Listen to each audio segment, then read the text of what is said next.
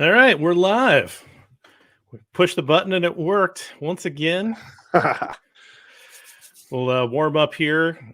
Just kind of, check in with each other real quick before we start the show. Let people get settled, get comfortable, grab a seltzer or something harder, whatever. Grab a or Zima. or, or a Zima that picture you had of that fridge on Twitter. That was outstanding.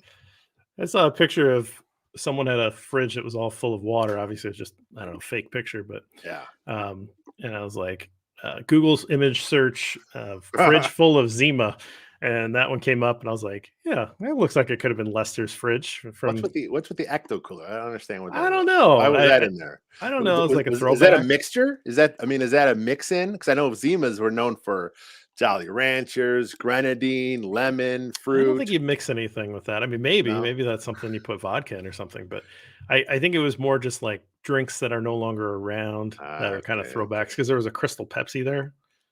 And Did you remember Crystal Pepsi? I remember that Crystal Pepsi exists, but I don't remember drinking it. I remember drinking it, and it was just like literally it tasted just like a cola. Like it Yeah, was sure, I'm nothing. sure. Like it was just, but the weirdness of it tasting like that, but looking like a Sprite. Yeah. It just didn't last. That's the reason. It was just Taste with your eyes first, I guess. yeah, exactly. Yeah. All right. Well, looks like we've got a few people watching. We appreciate that. We're live streaming this on YouTube, of course, Second City YouTube channel. So check us out there. If you can like, subscribe, add, all that kind of stuff, that's great. If you throw a comment in, we will surf back to those towards the end of the show. Forgive us for not being able to monitor them throughout the show, but we're going to basically record a podcast in about a half an hour. Jacob Infante is going to come on, and he is going to talk to us specifically about the draft and specifically about draft wide receivers that we think might be available on day 2 and beyond. So we've got some stuff prepared for you there. So feel free to bring your draft questions specifically about wide receivers on this one. We wanted to focus in because we know that that's going to be a focus for the Bears. Wanted to kick it off with that. First, though, we're going to just launch our show here, and we're going to get through a free agency wrap and talk about a couple things that have happened and haven't happened, and then and then we'll get into it there. So, thanks for joining us, and we'll get this going here. You ready, Les? I'm ready to go. All right. Welcome to Bear and Balance. I'm Jeff Berckes, a writer for Windy City Gridiron, and I'm joined, as always, by the boss over at that fine website, Lester A. Wiltfong Jr. Lester, how have you been able to contain your excitement in this free agency Ryan Poles era? The free agency frenzy we were all expecting, it just kind of came and went. It kind of fizzled out. I mean, this is what they told us, though, wasn't it? They said they're going to be smart. They're going to go slow and steady. They're going to work the second and third wave of free agency. Don't expect any big signings. And, that's kind of what's happened. It's to be expected, but still a little disappointing. It's just because there's no excitement there for us. Yeah, I think that a lot of people are disappointed, and I think that's fair because Yeah. you want to see this team improve. And I think that there are a couple of people that have maybe taken that disappointment to a next level that are like almost angry or trying to now draw some sort of conclusions that Ryan Poles is now asleep on the job or he's not doing very well. I disagree with that. I think that the thing that you would be really concerned with is if he came out and he was just spending money like crazy and he was trying to like fix a roster in one off season. And this is really paying the debt that was accrued by the last regime. And we all knew this was going to happen at some point or needed to happen. And so the discipline that he's shown is a good thing. And he's been very selective. Now there's a couple of things that we'll get into here. And why don't we just start with the first one? And that we always start in the trenches. On this show. So let's talk about Ryan Bates. We hardly knew ye, the guard that was going to be like the next coming of I don't know, Kyle Long in his prime. Wow. I don't know what Bears fans really got excited about this guy. Backup lineman for the Bills, got an opportunity to play down the stretch, played well. Looked like a guy that could probably ascend into a full-time starter role. Buffalo restricted him, so they had the opportunity to match any contract offer that he signed. The Bears won the bid for him. There were four or five interested teams. He signed with the Bears, and then it came down to the Bills whether or not they would sign him. for it looked like the Bills were just going to be hands off, right? Like there was just no way that they were going to match this contract for a guy who, maybe he plays on their line this year, maybe he's, their top backup. But given that the deal that he signed, you would have thought that they would have passed, but no dice. Bills do match that contract, and so Ryan Bates is still a Bill, and the Bears still have a need in the interior offensive line. It was a deal that Ryan Poles signed him to, which was a pretty substantial deal because the restricted free agent tender that the Bills signed him to was the right of first refusal. So it was basically a 1-year deal for I think a little less than $3 million. The Bears came over the top with a 4-year deal. I think the first couple years was $8 million guaranteed. So the Bills matched. So in hindsight, the Bills probably should have gave him a second round tender because the teams interested would have offered him that much money. They may have actually, signed him, which in that case they would have then, had to give the Bills a second round draft pick. I'm not sure if it would have got to that point, but the fact that the Bears or the Bills may have been unsure about his long-term future, they should have went with a second round tender because the offers were there. They would have had him only for 1 year. I think it was at 3.9 million would have been. And then they could have reevaluated. But now they got him for 4 years. The first 2 years are pretty much guaranteed. So, it's a good deal for them. It's not huge money, but it's starter money. So if they weren't sure about him starting before, they're sure about him starting now because he's getting paid like the starting right guard for the Bills.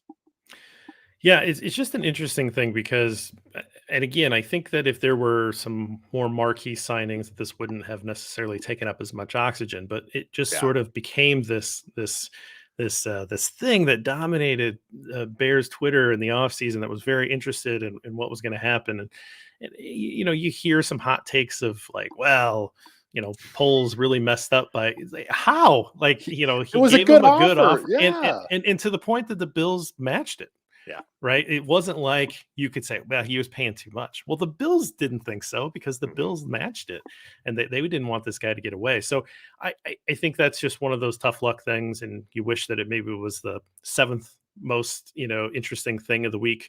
It just so happens that there just hasn't been a lot going on. So it's, one of the more interesting things of the week. I want to talk to you about the idea of signing JC Tretter, who's still out there, a good veteran center. They came out talking about Lucas Patrick being a guy that they wanted to play at center, but he's a guy that's played most of his snaps at guard. He's a guy that has most of his experience as guard. Now he can play center. Now, if the plan was Lucas Patrick and a Ryan Bates, and you've solidified your interior of your offensive line, and now Ryan Bates isn't there, so now you're looking at, well, okay, do I go into the draft knowing that I'm going to need to draft somebody who's going to be a starter? Is that guy going to be a center? Is that guy going to be a guard?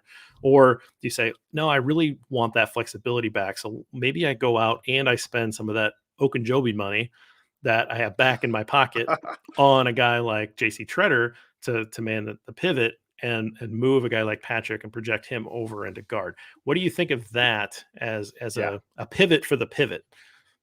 Yeah, that was actually my initial thought was, with them losing Bates, they got to get someone because, he was obviously a plan to be a starter at right guard for the Bears. So right now, if you look at it, they're down a starter. So they got to do something. I mean, as much as I'm high on Tevin Jenkins, I think Borum has some upside. There are still some issues on the O-line. You have really no depth right now. You can't go into the draft with just, hoping to have guys there to plug holes. You need a couple vets. Tretter's a guy. I know a guy like Eric Fisher, not the best guy. He's not the most talented player. He's 31 years old. He had an Achilles injury 2 years ago. He had a rough year last year in Indianapolis. He finished the year pretty strong, but you got to have somebody. He at least has quality depth at the very least. He could play right and left side. Plus there's with the Packers, Dennis Kelly. He's more of a backup swing guy, but another Packer who would know the scheme. And again, I just feel more comfortable if there was a couple of veterans in the mix there, because if the odds are these young guys all hitting are pretty slim. Right. Absolutely. Well, it'll be interesting. And, this is one of those things where we just need like 7 day 2 picks for offense right now. Right. Like, I mean, it's not even like the holes that are on defense, but let's move on. I want to talk about a quote from Ryan Poles here. And he was asked about all of the fallout around the Ogunjobi signing and the medical evaluation and then the falling through of the contract. And he was asked whether that fallout cost him an opportunity to sign another free agent or two. And he said, "Yeah, I would agree on that." And I think that someone said to me like, "Ah, he shouldn't have admitted that." And I'm like, admitted the absolute truth that was very Yeah, obvious, right? yeah, Like, I mean, and I talk about this a lot, that opportunity cost is important. And, you can view that term in a lot of different ways, but the Ryan Poles going after Ogunjobi as his marquee signing to start free agency, that, before that period where it officially starts, that was his one big guy that he was going after. And he wasn't able to go after anybody else because he just doesn't have the money. And yeah. so now going after this guy who had at least an elevated chance of failing his physical relative to maybe some other safer options, you could maybe argue that that was a little risky. But again, still, I'm not too worried about this because this isn't going to make or break the Bears, success for this regime because he went after Ogunjobi early. But it is an interesting thing that he was willing to admit that yes, like this situation did cost me the opportunity to go after a couple different guys that I was interested in. It makes you wonder because usually those first wave free agency guys that are signed, before it actually starts, those guys usually have interest. So it makes you wonder, were there other teams, that were talking to him? Maybe that's why the Bears had to come over the top with a pretty good offer at the time for him. Right. There are other teams looking. So they wanted their guy. You have to have the three tech defensive tackle for this type of defense. It's what you need. It's the engine that runs the defense, is how it's been explained.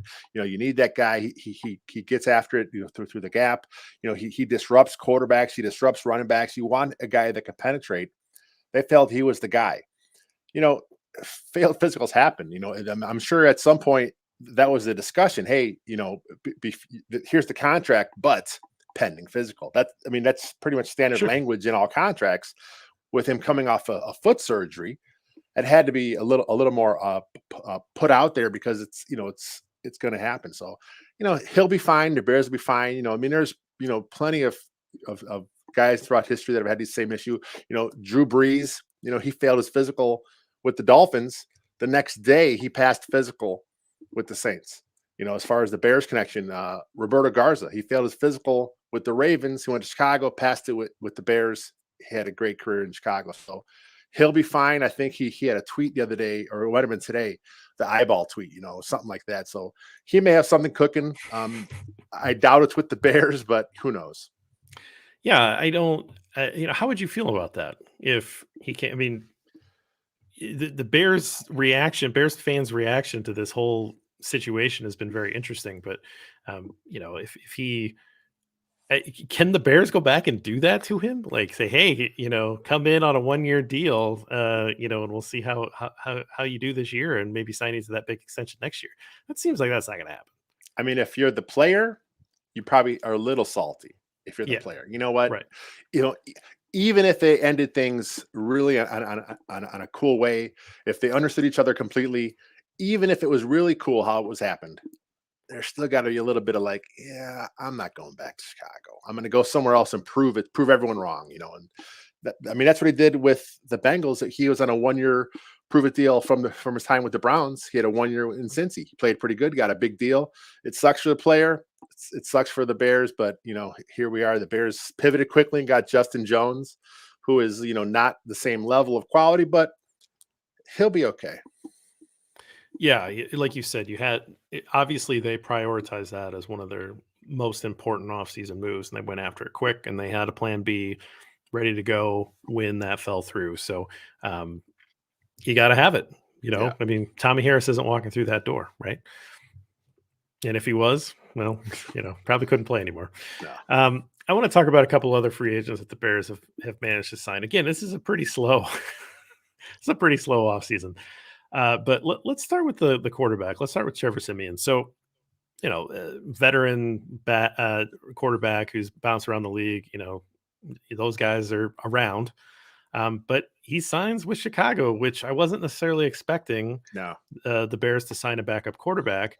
And then there's been a little bit of talk like yeah, we're looking for that opportunity to move Nick Foles. So, what did you think when you heard the move, and how much you willing to put on Nick Foles not being in a Bears uniform come September? I mean, it makes the most sense. I mean, he doesn't make any sense on the roster. He made a little sense last year because it was, he was already here. The deal was already made. You couldn't really move him at the point. This year, he got his $4 million roster bonus. If you trade him, you save about $4 million in the cap. If you cut him, I'm not sure what the saving is. It's not quite as much as $4 million. So I think you trade him, and you trade him for a conditional seventh if that's what it takes. The Colts, the Jags, maybe the Eagles. There are some teams that will be interested in a relatively cheap backup quarterback with the Super Bowl MVP. So I think it happens. It may happen at the draft. So if like I said, if all you get is a 7th-round pick, that's good. The PFF put out a new mock draft application.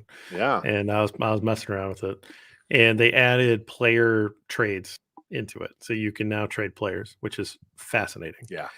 And so I wasted too much time on that, but I was able to get, I think maybe Jacksonville or somebody to like take him for pick 222 or something Yes. like that. So that's about what he's worth in PFF size. So maybe the Bears can say, hey, this app told me that you might take this. What do you think, guys? It's funny you mentioned that. I actually did the same thing, and I have a mock draft coming out tomorrow morning on the site, and that was the first thing I did. I traded Nick Foles to the Jaguars. I think it was pick 220 or 222. Right. 7th-round pick. I looked because the Pro Football Focus, the team behind it, they model their stuff after actual trades, stuff that actually happens. So it's a pretty good model to use. And if that model's saying the best you're going to get is a 7th, that's probably the best you're going to get. I went through a few iterate. Like I traded for DK Metcalf one time. There was one that I didn't want to point out to our friend, our mutual friend, Brad Spielberger. But I got like a 2nd and a 3rd for Cody Whitehair. And I do not think that that's a real trade valuation for Cody Whitehair. But call Ryan Poles right now if that's the market hey, man, for Cody Whitehair. PFF thinks this, so go find out who they think that's linked to. I can't even remember who it was. Might have been real quick about Cody Whitehair. Do you think he's staying on the roster? I know we've talked about it before, and the money says he stays, right? I mean, well, in the lack of moves. Yeah. Right. I mean, they haven't made enough moves to push him off the roster. I really think that there is an unknown piece of information that we would need to have at our disposal to make that determination. Was he fighting an injury? Because if he was, then you could talk yourself into him this year. If he wasn't, I think you got to try to get out of it because he was not good. Yeah, but if you cut him though, you don't save anything. You actually take on more dead cap space. So I don't know. He's a veteran. You can cut him or trade him next offseason, and you will save some money. So I think he stays, whether he's a starter or even if he's a backup. I think he stays just because the money works out that way. And like you said, who else you got? I mean, there is no Alex Bars. There is no the Sam Musfer. He's really only a center unless he's worked on his game to play guard. But who else is there? So they have to make some moves. I think if they would have landed Bates and they would have landed another guy, and then they get in the draft and they get a great value at center, like they get that Kentucky center that they just love. Yeah, I'm just, whatever, just making this up, and then they're like, hey, this is the best value on the board. We're taking him. And now all of a sudden you've got Bates that can play a guard. You've got Patrick that can play a guard. And you've got your rookie center. And maybe you feel like, maybe we can move on here. But I just don't think that they've made enough moves in the interior to be able to justify it. It's like, yeah, you're probably moving on, but they did sign Dakota Dozier from the Viking. Is he going to make the roster? No, probably not. Because that guy's awful, the Vikings fans were very happy. Yes. It was a very similar like Vlad Dukas signing. It's funny because he's a depth guy. That's all he is. I mean, he signed league minimum. Some Bears fans lost their mind. Why is this the guy that's going to replace Daniels? No, he's a guy that's going to fight to make a roster. He's coming from a similar Shanahan offensive system, so he may be able to impart some of his wisdom on some of these young undrafted free agents that come in here. But that's all he is. He's a guy, a camp body. I doubt he even makes it past the first wave of cuts. You gotta look at the money. That's always important. And Why then don't we talk about? plus real quick, there's Dieter Iceland. That's another guy. Oh, yeah. You've been an early stockholder of I love Peter this Eisen. college tape. Yeah, He's just yeah, so raw. Come yeah. on, it's got to click for him one of these just days. needs a chance. Yeah, just needs some reps. I got you, Joshua, in the chat there. I got you. The other side just happened. Dane Cruikshank and Cruikshank, to me, this sounds like a pirate. I didn't really know that this was this was a guy, but signs with Chicago safety. So is this a depth signing, or is this a guy that's going to compete for playing time with Eddie Jackson? What do you think here? He started 4 games for the Titans last year. I did watch a little bit of film on him. There's a really nice a film out there about how he shuts down tight ends. Okay. I don't know if I go that far to say he shuts down tight ends, but he had a couple good games against Kelsey and Kittle. He is a physical presence. He's big. He's well known to be a good cover guy. So if he's not starting, he'll be in the mix for some big nickel stuff for the Bears. So it's either a Deion Bush replacement or a good special teamer, right? DeAndre Houston Carson came back. Yeah. So you've got the special teamer ace safety, but Deion Bush left, right? So you still have you still need more safeties. There's still just 3 on the roster, so you need a guy. So that's what he is, a depth piece that may have some upside. So we'll see what happens. Okay. Are there any guys out there? I mean, Akeem Hicks is still out there. It'd be interesting if maybe they wanted to bring my favorite Bear back, but who else is out there that you've got your eye on? It's hard right now because like we talked about some of the guys in the line. They're all veterans. Like guys like Dane Cruikshank, these guys that are like younger. They've been in the league for a few years. They're kind of free agents. The team's not sure what to do with them, so the Bears may get a chance to get a guy like that. But as far as the vets, I still think that they're going to go back to the Colts. I mean, Xavier Rhodes still out there. Again, he's not the greatest of player, right. But I am just not confident in Kendall Vildor or Duke Shelley. I say it all the time. I am confident in Thomas Graham being something. I'm not sure what at this point, but I think the Bears like him in this scheme. But you got to get somebody. You got to bring in some guys. Vet minimum type players, and there's going to be a bunch of them because right now the Bears I think have 59 players signed to the roster. Which is not a lot. That's not a lot. The 90-man roster is what they have. You figure they have 6 or 7, maybe 8 draft picks if they trade around. They'll bring in another 15, undrafted free agents. That still leaves, a good handful of spots to fill with some veterans. So they're coming. It's just at this point, it's really hard to say who they're going to go with. Yeah, I've heard some people start to be like, "Hey, man, Honey Badger's still out there." Honey Badger's going to cost a lot of money, though. Honey Badger's going to cost a lot of money, and Honey Badger probably is not going to want to play for a team that doesn't have a great outlook, right? Yeah. This is a guy that has earned the right to, hang back and pick and choose and join a contender. And so I would not be surprised if he waits quite a while because he might just be interested in just trying to play for more titles. So I love the Honey Badger. That would be great, but that's not something that I see happening. Odell Beckham, he's not signed yet, right? No. But he hurt, he tore his ACL. So what are you doing? Like, you're not going to get a lot out of him. I have no interest in Antonio Brown. Please no. Yeah, I'm not going to pay for that ankle surgery. No. You saw that tweet? What is he? That guy's a knucklehead, man. What is he doing out there? I don't understand it. Yeah. The Eric Fisher thing, if they haven't signed him yet, I'm not sure it's going to happen. These would be the guys that would know, right? Ryan Poles would know Eric Fisher well. Matt Eberflus would know Eric Fisher well. And if they just think he's done, then maybe he's not coming. And so again, that really begs the question of what the Bears are going to do here in the draft, because you have 3 premium picks, 3 day 2 picks. It's not enough. Yeah, it's not enough to fill all the holes. And then plus, you can't go into the draft expecting to draft starters. You've got to have your roster pretty much set as far as guys you're comfortable starting. Right. And then when the draft comes, hey, I got a guy here. Yeah, he's definitely going to be the guy that takes your job. But you can't go into the draft hoping that you draft starters, because that just messes up the whole draft line. Exactly.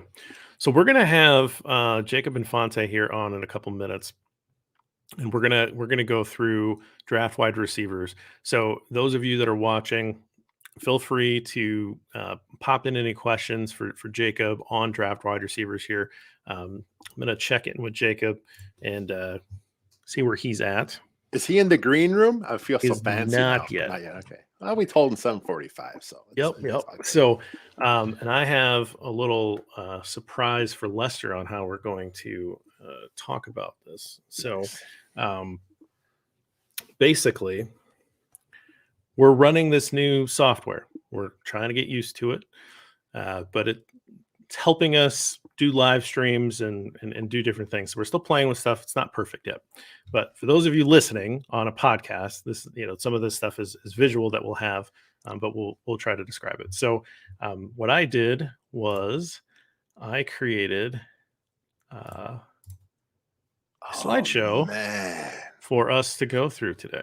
With the fantastic RAS. Anyone that can follow him on Twitter, he is at MathBomb, correct? Yes. So this Kentley Platt at MathBomb does relative athletic score. So I pulled the relative athletic scores for all of the wide receivers that Jacob wanted to talk about tonight.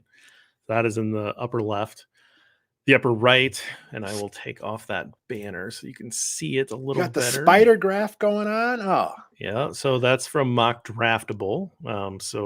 That this shows is a real cool little spider graph that'll show what their tested results were. So the more red area you see, the better, right? The guys that have the whole spider colored in red, like their testing's pretty much off the chart. you have to update your LinkedIn now because this is like executive producer level stuff for StreamYard here for you. You got to update that LinkedIn.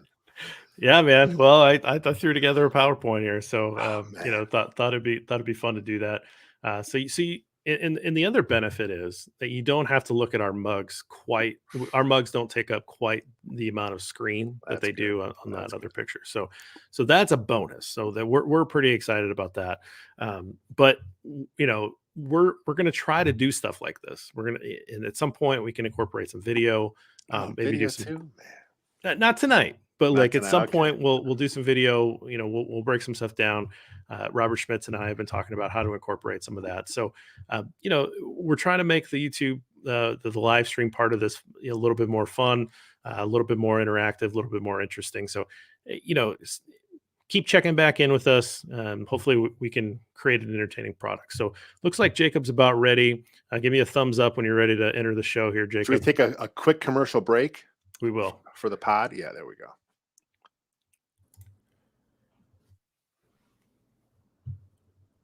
Jacob, you ready?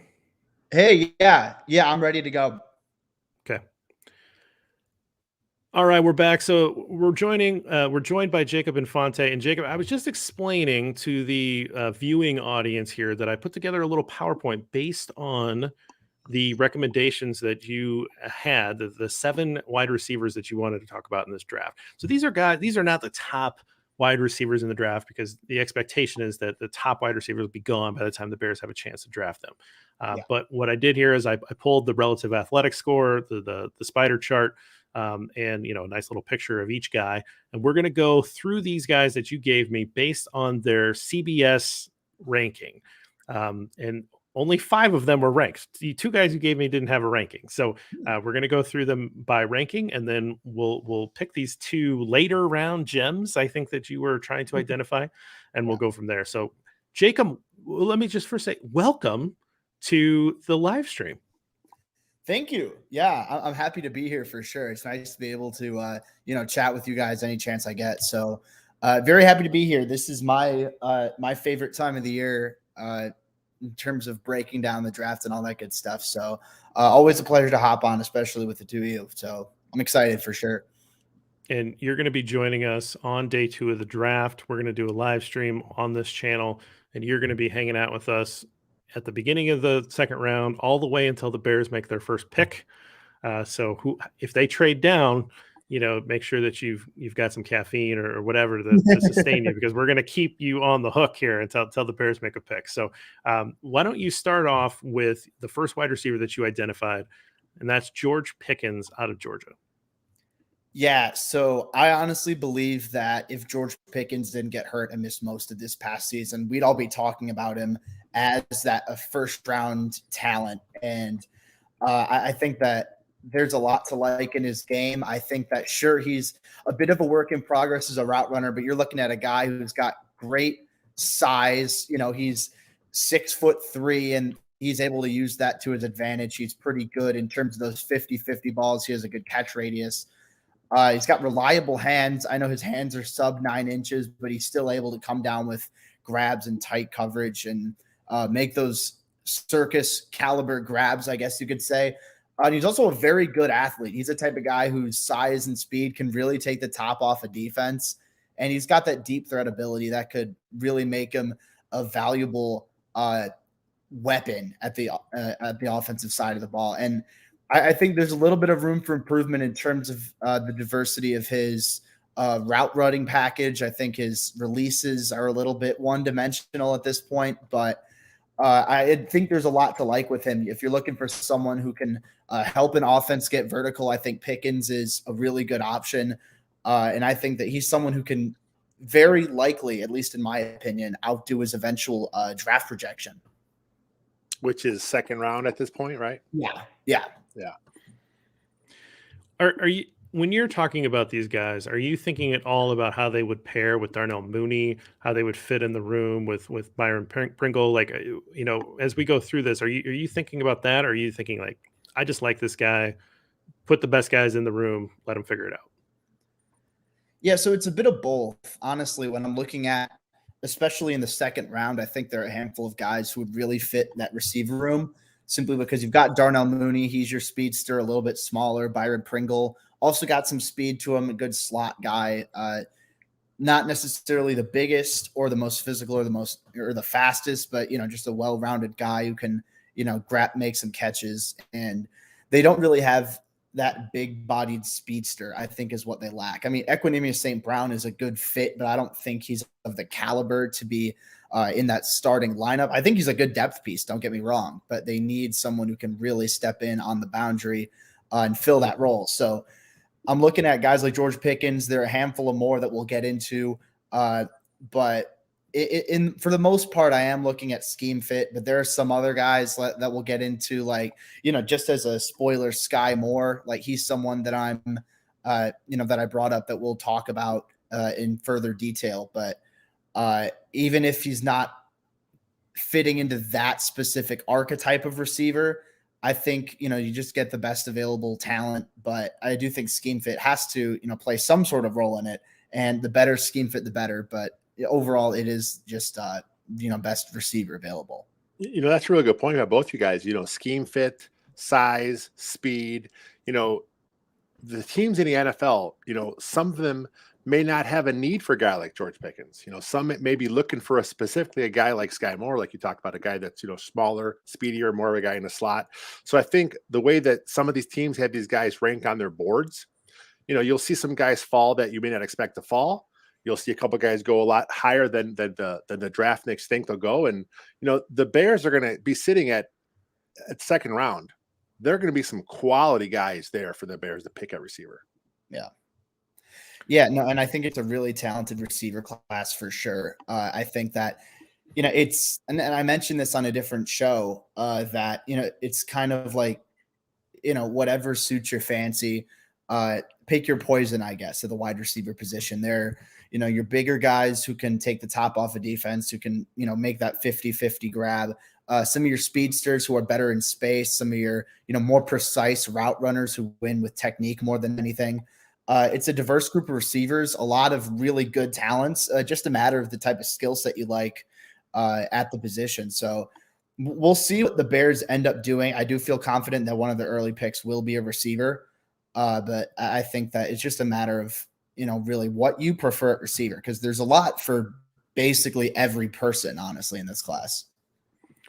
Well, let's move on to your next one. So you had Christian Watson. Now he's number 8 on the CBS list, but number 53 overall from North Dakota State. So it's a smaller school guy. I found a picture of him with playing against my alma mater, UNI Panthers.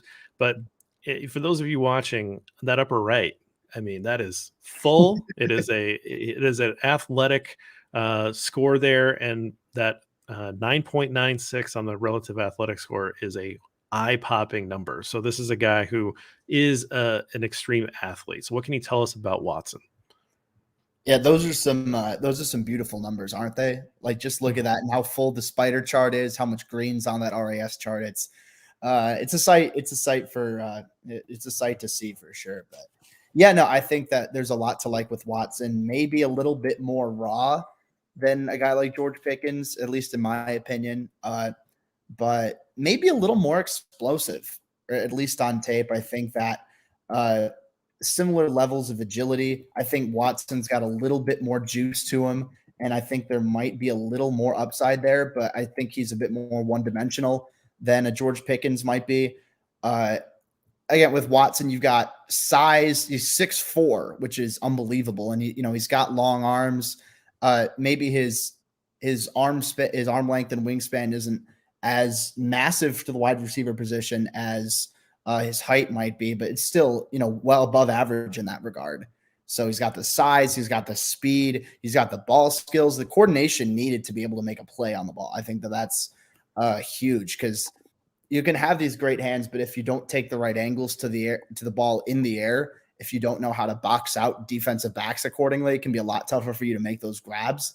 And I think Watson has that, and he's maybe not the most agile after the catch, but he's not bad in that regard either. So I definitely think Watson would be a great fit in what I expect the Bears system to be.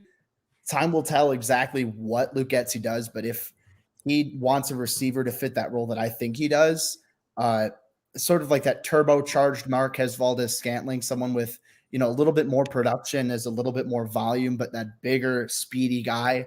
I think Christian Watson could fit that mold perfectly. And with both him and Pickens, I don't know if that one of them will make it to 39. I don't know if both of them or one of them are going to be there.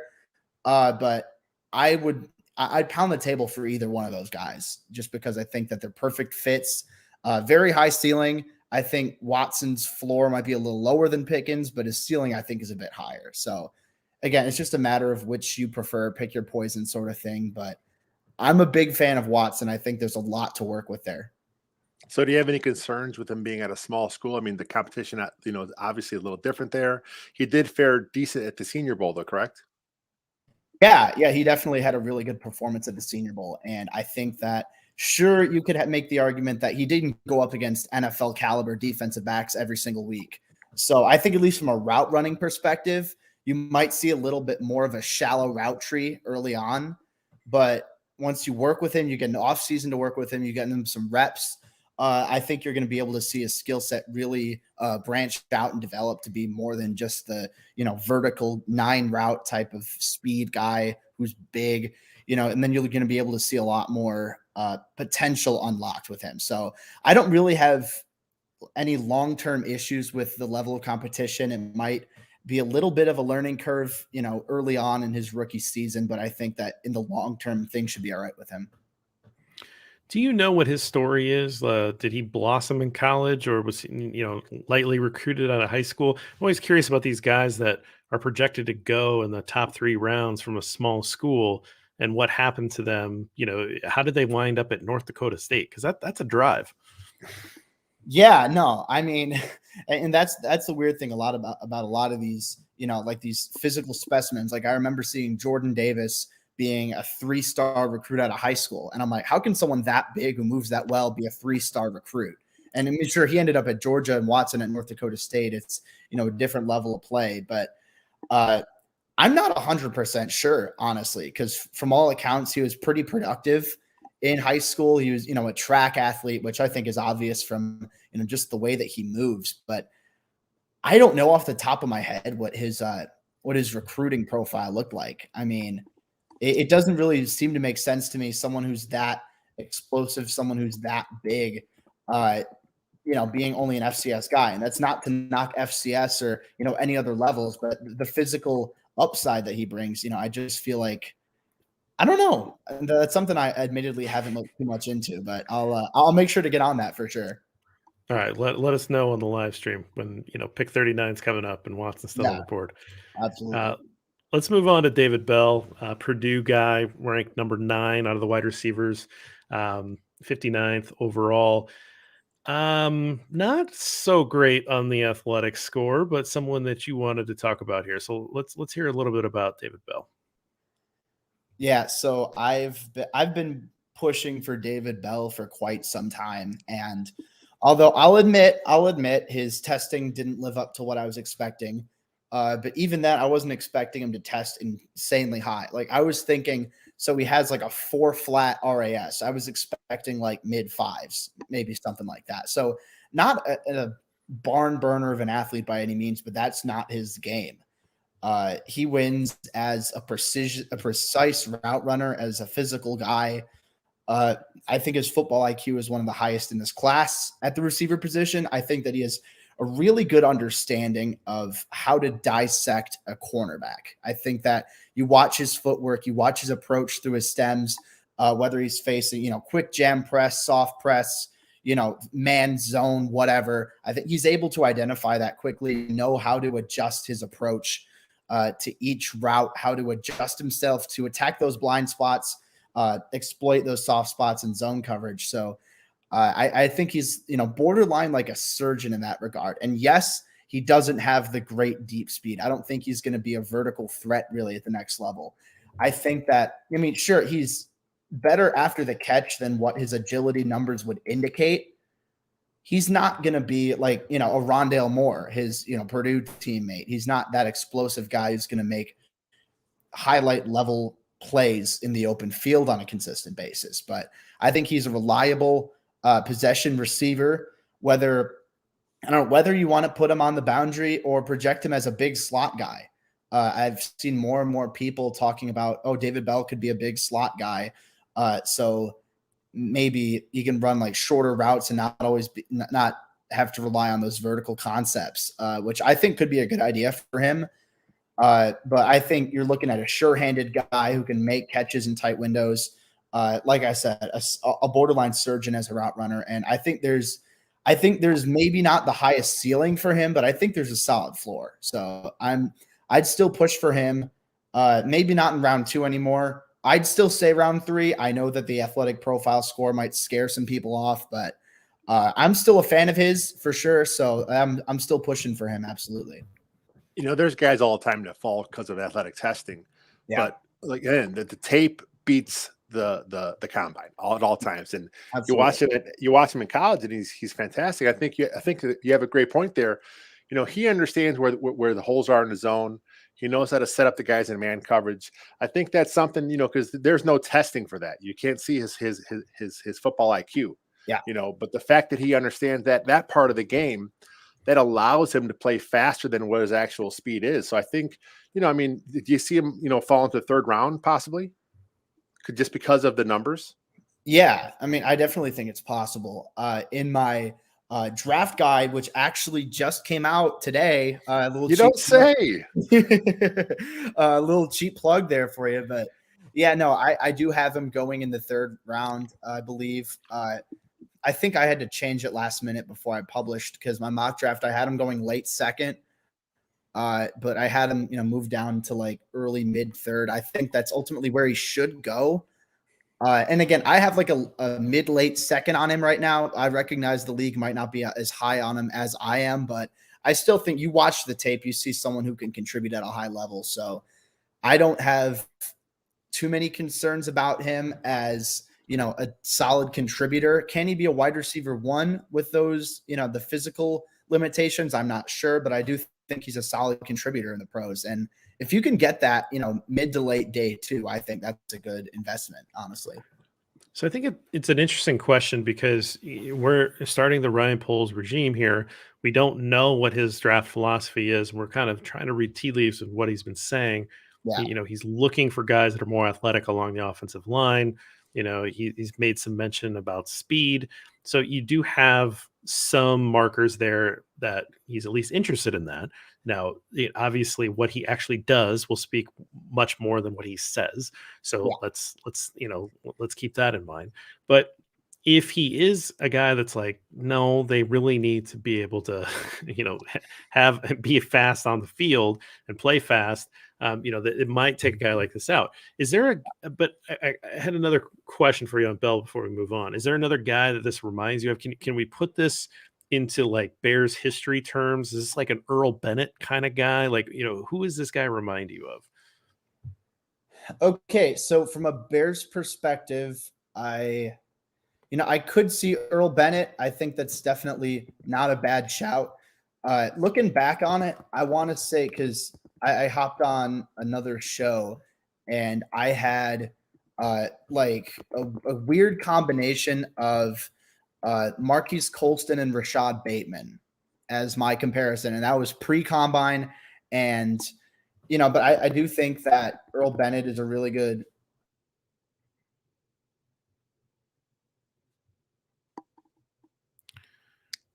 Technical difficulties happens on a live show from time to time. So real quick, I'm going to plug Jacob's draft guide. His draft guide just went live. You could buy it on Patreon. The price escapes me, but I actually bought it last year. I'm going to buy it again this year. He breaks down 400 players this year, that he actually scouted himself, watched the tape. He's not just, doing this for fun. I mean, this is what he wants to do. He is the WCG lead draft analyst. So he puts it out there. He puts his name on the paper. He puts it there. So if there's a bad judgment on his part, he'll own it. If there's a good judgment part, he'll own it. So make sure you pick up his draft guide. It's all right there for you. Yeah, sorry about that. I have no idea what just happened with my Wi-Fi. It just cut out on me. So I apologize for that. It's all good. Yeah, no, I think Earl Bennett is a really good comparison. I think that maybe a little more physical in that regard, but I think that there are a lot of similarities. You're looking at like a solid mid-level wide receiver 2. At the very least, I think he's a very good wide receiver 3 at the next level. So I think that's solid enough investment for me to be willing to take a shot on him. Especially in the third round. Especially. Yeah. So Feels more third round to me. Yeah, definitely. Well, you already brought up Skyy Moore, but let's talk about him in depth here. And I love the picture I found of him. Little thumbs up there. Yeah, that's nice. So Skyy Moore, Western Michigan. He's the 10th rated wide receiver on CBS, number 72 overall, which puts him in the third round, according to them. So what can you tell us about Moore?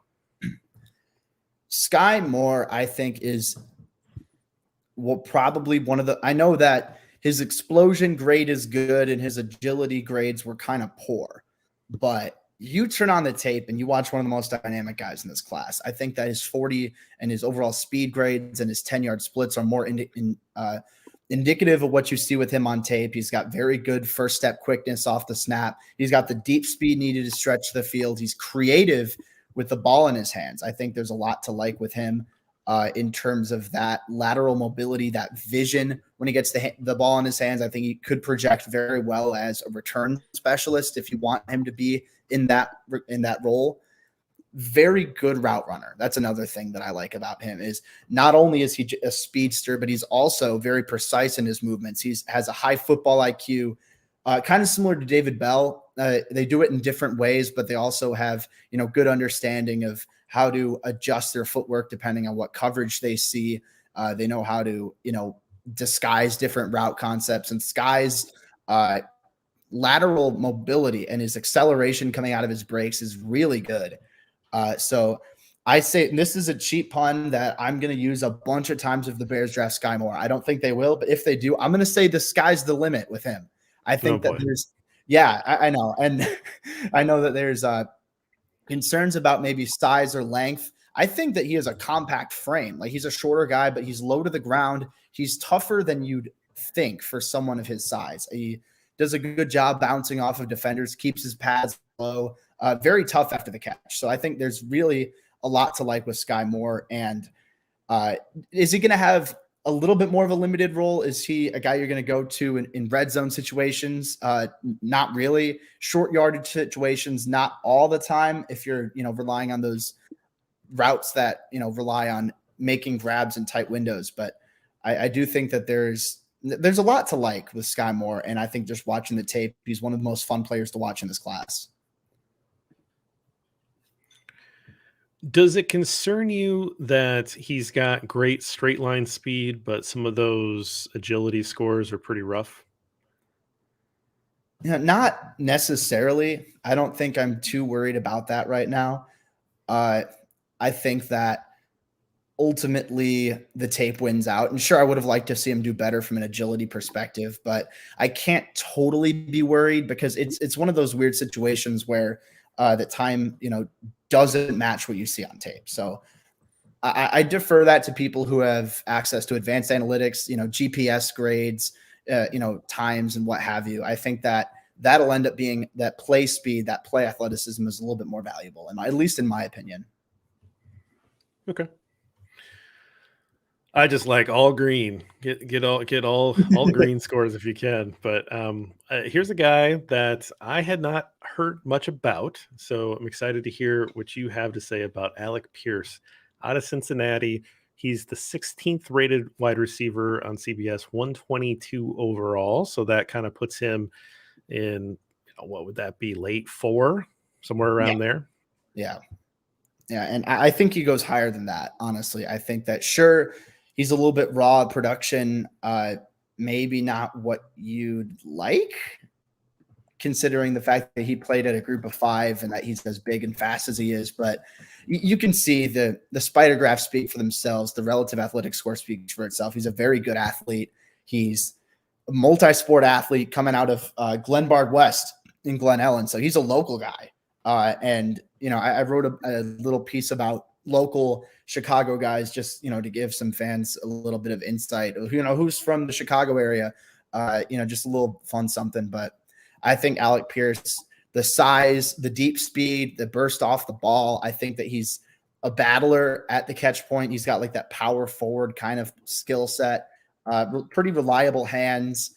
And he's shown some promise as a route runner. And I think that he's still improving in that regard, but he's tough battling with his hands through his stems. He's shown some misdirection and disguising route concepts.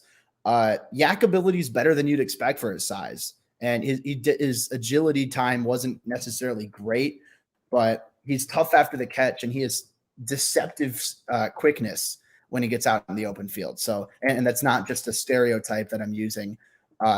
That's legit. He's deceptively quick, and well, I think part of that is because he's taller, so he looks like he's not running as fast as he does. Yeah, and that's exactly it. And I think that he's a bigger guy, so you don't expect him to be able to move around as well as he does. But his film's a blast. I think that he might not be ready for a super big role early on. I think he'll probably maybe start a couple games as a rookie, but more or less he's going to be a rotational guy. He plays a lot as a special teamer, as a gunner perhaps, but I think the long-term upside is very high with Pierce. And if you can't get a George Pickens or a Christian Watson, but you want someone who fits that mold, if you're the Bears, trade back into the second round or take him with that third round selection if he's there, because Pierce brings a lot of the same things to the table. You just might not get the same day one production, but in the long term, the upside is pretty similar. You're saying the polish isn't quite there. Yeah, absolutely. I think with Pierce, he also fits something that the Bears are going to want to do with Justin Fields, because Justin Fields showed that he's pretty good at going deep. The guy like Pierce has the deep speed, plus he has the size to go get it. So I think at some point the Bears are going to look to draft a guy like that. I mean, they did sign one with St. Brown, but again, league minimum contract. I think right now he's a 4, he's a 5. If he develops, that's great for the Bears. But right now, I don't think the Bears can expect him to be the guy that takes the big leap. So I think they're going to want to get a guy in the draft that kind of fits that profile as well. Yeah. And I mean, if you're into that kind of thing, he's also projecting pretty well as a run blocker, a guy with that length, a guy with that physicality. He's shown some flashes on tape and, just the size. I think he continue to get better and better in that regard. So I know, some people out there would probably really like to hear that, running receivers who can block for the run, but I think Pierce can end up being one of those guys for sure. It's that toughness. Yeah, exactly. I sure like the green elite explosion grade with elite speed with with elite size. I mean, that's enough to take a chance on a guy like that for sure. So you put a couple guys on here that I definitely hadn't heard of yet. Oh, And this nice. is clearly Woo. someone that you found because he just jumps off the charts here. 9.99 unofficial, but 9.99 relative athletic score for Tanner Connor. Doesn't have a spider graph because apparently doesn't have enough of the testing numbers to put a spider chart together. Yeah. Idaho State. What is the mascot for Idaho State? Crap, don't tell me. It's like orange. Is it like the Tigers or might be the Bengals? Something like that. Tigers or Bengals. Someone can look that up. That's sad. All right. Well, tell us about Tanner Connor. Yeah, it is the Bengals. It is the Bengals. There we go. There we go. Jacob nails it. Nice. Oh man, but yeah, I think Tanner Connor is the type of guy you take a shot on. Just throw something at the wall and see what happens. Because sure, he's raw. I think as a route runner, he's still got a long ways to go. Not really a route concept salesman at this stage of his career, but obviously, as that shows, he's athletic. He's big. He's thickly built too. He's 230 pounds, so he's not like one of those skinny guys. He can like hold his own at the catch point, and very good ball skills, reliable hands. Did a very good job at the FCS level of boxing out guys at the catch point. And I mean, sure, I think that there's obviously going to be a learning curve for him. So I don't know how much he contributes right away. I think he's a guy worth taking a shot on late day 3. I'm very sad he didn't go to the combine or, wasn't invited because I think he could have done a lot of good, obviously, as his pro day numbers show, because I think that there's just so much potential there. And he'll start off on special teams, I believe, but there's a lot to like with him for sure. So real quick with Connor, you're talking 6'3", 230, right? Yeah. That's Trey Burton size. That's Right. Jesper Horsted size. Do you see him possibly converting to the U tight end at the NFL level? I think or it's is the blocking not there. Yeah. No, I think it's a possibility. I'll admit to not having seen enough of him as a blocker to be able to indicate that. So I'll, that's something I'll have to check. Like if he ends up with the Bears, especially, I'll do a little bit more work on him. And because Idaho State film is very tough to come behind. So, but for what I was able to do, I didn't see a ton as a blocker, and nothing really good or bad. So I can't speak to that regard, but in terms of the size and speed mismatch, I think for that alone, it's a possibility. Yeah. It seems like he's so thick like that you just kind of grow into that role there. I was thinking the same thing. That's a good idea. I saved the best for last because you put a Northern Iowa Panther on here. There it is. And I don't know if you know that's where I graduated from, but I'm very happy that you did that. So Isaiah Weston, Northern Iowa, does not have a rank on CBS, but impressive relative athletic score, 9.6 overall, and a beautiful spider chart. So what can you tell us about Isaiah Weston? Yeah, and admittedly, I didn't realize, you went to Northern Iowa. And once you mentioned it the first time with Christian Watson, I'm like, oh, okay, he's probably ended up really liking the last guy on my list. But yeah, no, Isaiah Weston's an intriguing long-term type of guy to build. Again, like as is the case with Tanner Connor, not a very precise route runner at this stage, not very deceptive in how he goes about his stems and blending in different concepts. Maybe not as physical at the catch point. I mean, it's a 15-pound difference, so that's, I guess, to be expected. But I think that Weston offers a little bit more juice to him. I think he offers a little bit more wiggle after the catch. I think that, he still has that toughness once he gets the ball in his hands, but he can move around a bit better than Connor, in my opinion. I think he's got a lot to like on special teams as well. And those are two guys I think definitely should be drafted, at least in my opinion. So if Connor or Weston get drafted, I don't know. I know Weston was invited to the combine, which is generally a pretty good indicator that, all right, teams are looking at this guy. But overall, I just think that there's definitely a lot to like with Weston as a long-term developmental prospect, just to take a shot on, honestly. I'm excited for him. When I went down to the Senior Bowl, there was a Panther there, Trevor Penning, Yeah. And I was like, oh, cool. Like, yeah, maybe, maybe the Bears could add a tackle, maybe he'd be a second round guy. And then I'll watch him like, this guy's gonna be a first rounder, isn't he? And it just because I hadn't really looked at anything, but I was watching him like, he's too big, he's too good. And there's just no way that the Bears are going to get Trevor Penning. But this is a guy that that could be there, like in 6th, 7th round, and maybe the Bears are able to scoop him up and add. They need talent in that wide receiver room, so that's pretty exciting to see. Yeah, absolutely. I mean, the Bears are for sure going to get some guys. I would assume at least 2 guys in the draft, and they're going to bring at least 3 undrafted free agent receivers because right now, I mean, we've talked about the room, all offseason. Even with the new guys they signed, it's still got Nasimba Webster on it and Isaiah Coulter on it, and it's got guys that depth that you're like, those guys are practice squatters at best. So they're going to bring in some guys that you're not expecting, and they're going to bring in a bunch of guys with speed guys, size guys. They're going to bring in a bunch of guys and see what sticks. Yeah, Jacob, no, and I think. Sorry to cut you off. I was just gonna say, like, I think that this receiver room in a lot of different positions, it's far from a finished product, and we've seen Ryan Poles emphasize, waiting things out, waiting the second and third waves, and honestly, it's looking like we'll probably get to the 4th and 5th waves of free agency for some of these moves, which you can have your own opinions about them. I have my own. Trying to balance that. Oh, I want the Bears to get better, but also realizing, okay, this isn't a 1-year fix. This is a long-term thing. Don't add any stupid contracts. But yeah, a lot of things are going to change. And I wouldn't at all be shocked if the Bears finish the draft with more picks than they currently have. I think that's a big thing to look out for. Poles has indicated he'd look to trade down if the opportunity arose. And I fully expect him to do so.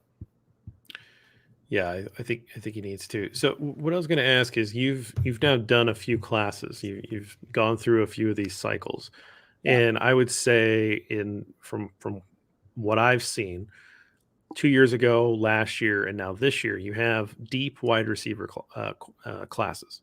Yeah.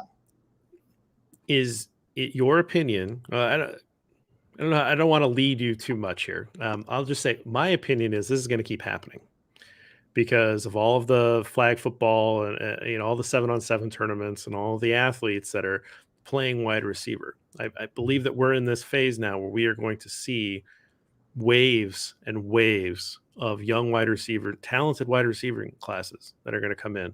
They're going to be able to contribute right away, where that was not the case. When I was growing up, rookie wide receiver, they didn't do anything, right? They sat on the bench, and the year 2 they might contribute.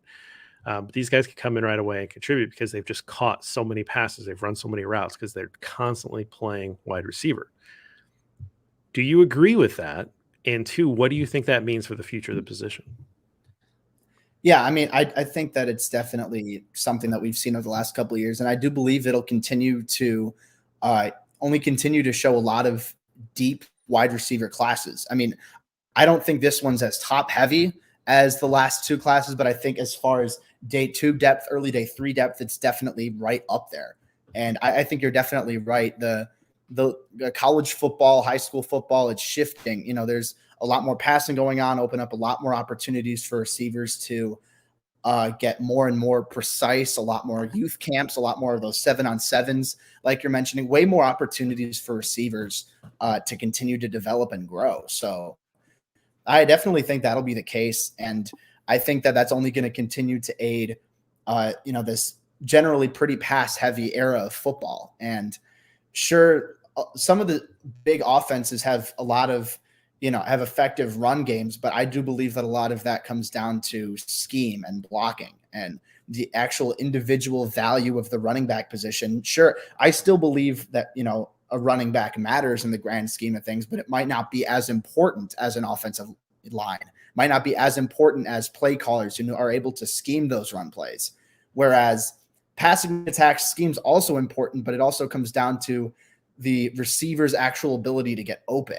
And I think that individuality is a bit stronger at the receiver position, and just continuing to have this shift in like the shift in wide receiver culture in all landscapes of football. I think it's only going to continue to churn out high quality receivers, continue to keep more of a pass heavy attack. Maybe different things will change with different schemes and all that. But I think that just the sheer talent that's going to be coming out a receiver, not just this year, but next year's got some good talent. I'm sure future draft classes are going to be encouraging too. So there's a lot to like for sure. Well, and that's what the league wants. I mean, the league wants offense, and what's the quickest way for offense? Are those big explosive plays, and they happen much more frequently in the passing game. So that's what the league wants. That's what college wants. I mean, it's spread footballs all over the place, and 4 or 5 wideout sets are common now in college, and it's taken over everything. It's like you guys said, that's where the athletes are going now. They want to be those big receivers. So I think at some point there's going to be some sort of a flip where you may start seeing some of those DBs, those guys realizing, they could get paid if they learn how to stop those wideouts. And I think you may start seeing some athletes start going to that side of the ball.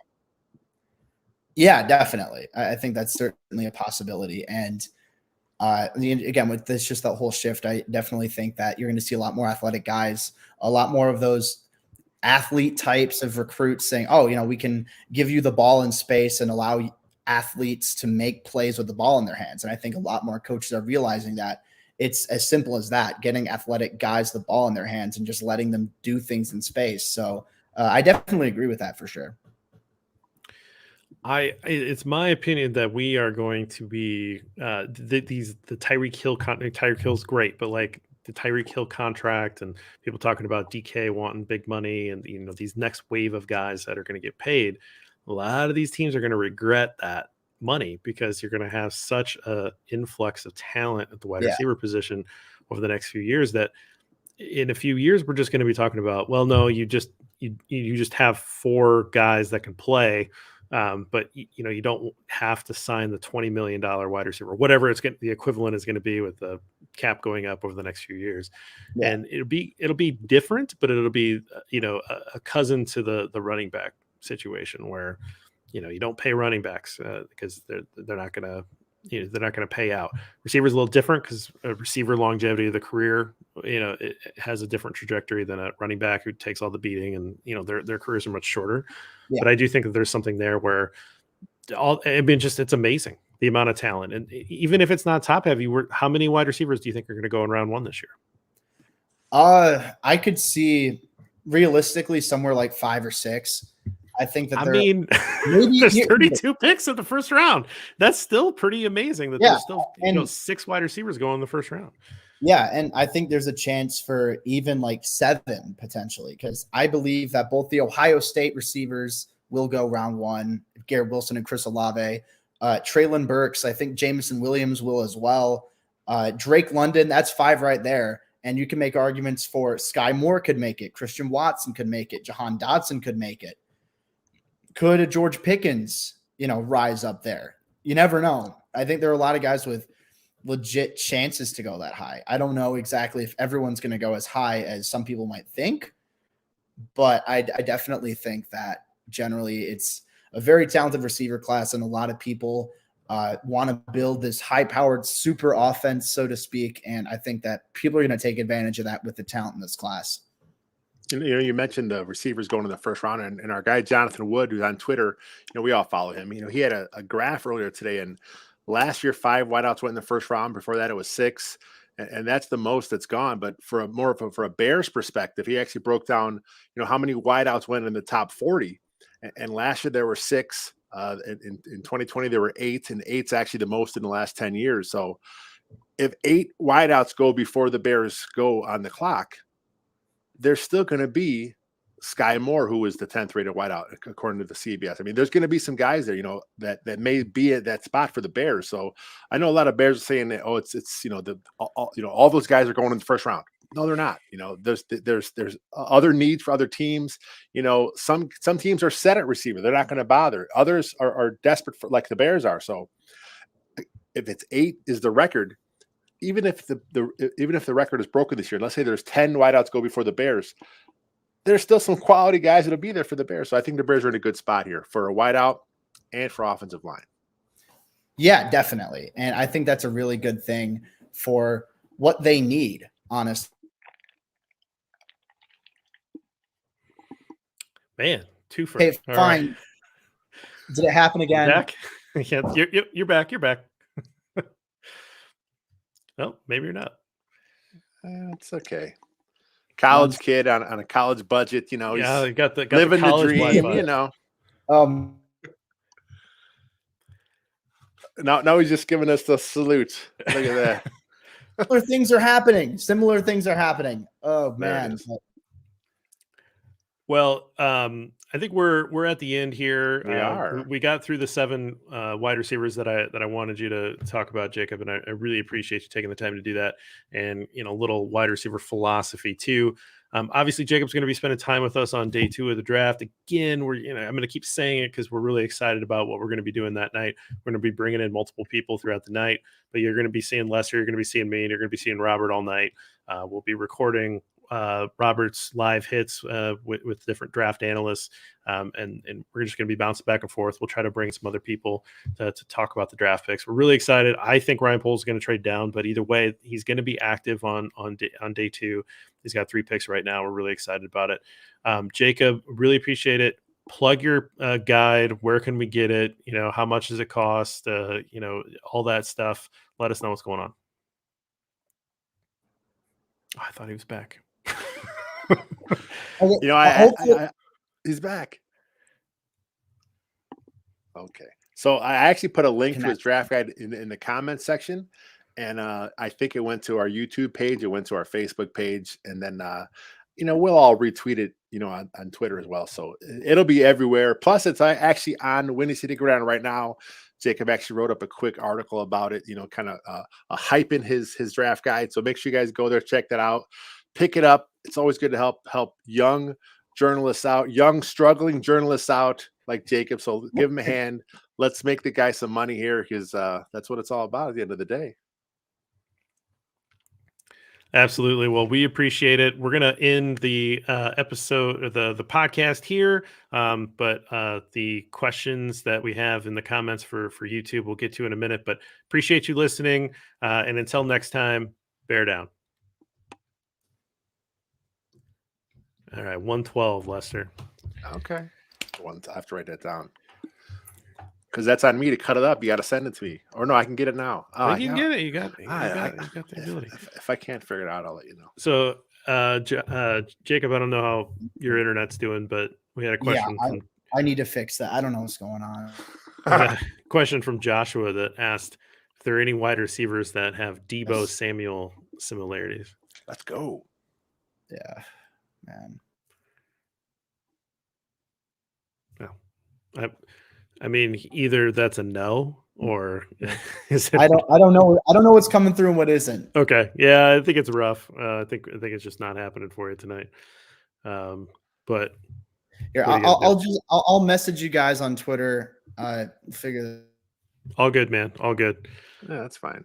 No, it was a good show. It was good stuff. A lot of good stuff. I was glad we got through most of the draft hits before the technical difficulties. It happened. I was on a show last week with a buddy of mine. It was his first time going live on StreamYard, and literally his computer crapped out in the middle of our show. We're doing an actual bear report, and it just died. But he was so fired up that we actually went live. He didn't even care. He's just the hell with it. It's cool. It's staying on Twitter, staying on Facebook. He didn't even care. He was just so fired up that we got it out there. So hey, sometimes just get it out, see what happens. Yep, absolutely. It's fun. It's great to be able to interact with you guys. I mean, we've got a pretty nice big number here with eyeballs here. Appreciate you guys spending time with us on a random Thursday night before the draft. I mean, we want to keep doing this stuff, but the Bears need to do a little bit of something to give us something to talk about. Right? I'm not complaining about the slow roll free agency period because I generally agree with it, but content creation with no content is tough. The last time we did a podcast on the channel was a couple Saturdays ago, so we're almost at 2 weeks. And part of the reason is because since that time, actually the Bears signed DeAndre Houston Carson the day that we were doing a show. Since that time, it's only been Simeon, and Cruikshank, really. So, Yeah. there really hasn't been a lot of stuff to talk about as far as free agency go. I mean, the site's still popping. We still got stuff going up all the time doing, whatever it is. The draft's still in full swing. So we got draft stuff. I actually have a mock draft coming tomorrow morning. If Jacob's back, Jacob, you back with us? Damn it! I wanted to ask. It's like he moves and then you talk to him and it's like I wanted to ask him about Jalen Tolbert, South Alabama wideout, because that wasn't one that he mentioned. I just wanted to ask him about that. I'm sure a couple people in our comments there probably have some takes on him, but yeah, I do. I don't know what's going on with my laptop.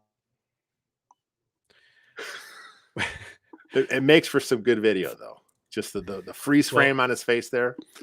That's going to be a meme from someone. Yeah. Well, Jacob, we've got some questions that you can see in the video, and maybe if there's some that hit you that you think you can answer, might be good on Twitter.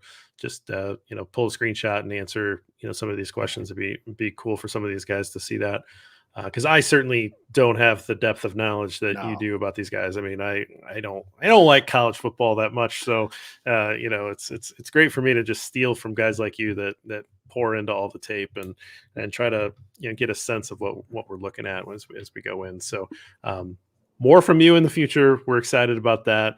Lester, we'll figure out here.